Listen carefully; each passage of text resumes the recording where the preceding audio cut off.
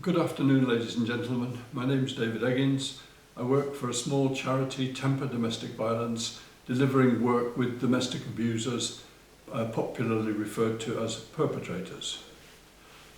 The timeout strategy, I'm going to give you a brief talk about some of the problems which we see with the strategy. Again and again, we've heard from clients that when they experience themselves getting into difficulties with their intimate partner, they have been required to adopt a timeout strategy. The idea would be for the man to leave and cool off.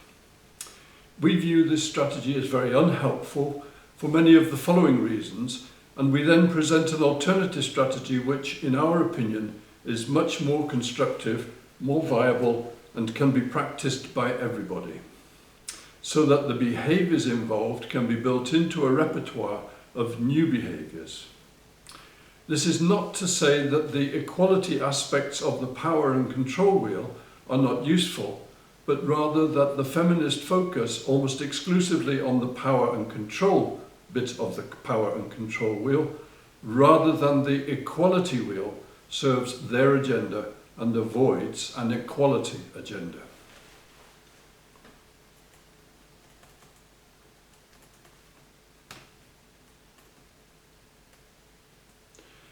There is also an aspect of this which is about first order and second order change. First order change appears at first sight to be the intuitive idea of what will work. Second order change requires almost the opposite of what might be perceived as the intuitive response. We illustrate this in the Heart of England model via the finger trap. One pushes each of two fingers into each end of the trap. The request is then to get out of the trap. Intuitively, one pulls the fingers apart, and this leads to the trap tightening on the fingers, preventing them from being extricated. To escape the trap, what one has to do is to push the fingers in, gently hold the finger trap between two other fingers, and extract one finger at the time. In the heat of an argument, intuitively one says, walk away and cool off. The trouble is that walk away and cool off for one person often leads to an incremental and distressing emotional change in the intimate partner. So we would see that 1. Walking away easily leads to a partner blocking the exit. 2. Walking away within the home can easily lead to an intimate partner following. 3. Walk away to the bathroom or toilet and shut oneself in can lead to an intimate partner hammering on the door and screaming to be let in. 4. Looking away and shutting oneself down emotionally can lead to an individual partner screaming about the cowardness, the inability to answer the questions, etc., etc., etc. Walking away outside the home can lead to an intimate partner becoming very frustrated, fearing abandonment, fearing being vulnerable, locking the door behind the individual who has gone.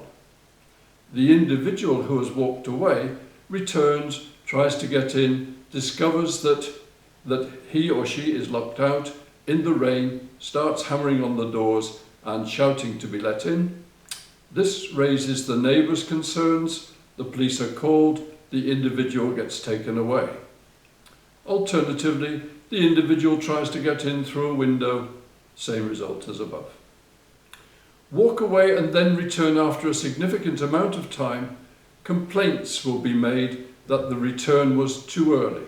Walk away and then return, the partner, victim is very angry. If you point this out, you are victim or partner blaming. What is needed, we assert, is that the individual needs to be able to hear and respond to the allegations, the accusations, the protests, the demands. That is what needs training and practicing. One might also rebrand the equality wheel to separate it from the Duluth power and control wheel.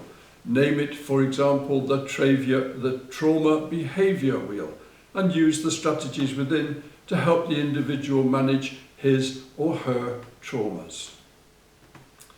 Thank you for listening, and I hope that some of these thoughts will have given you reasons to think more deeply about first order and second order change.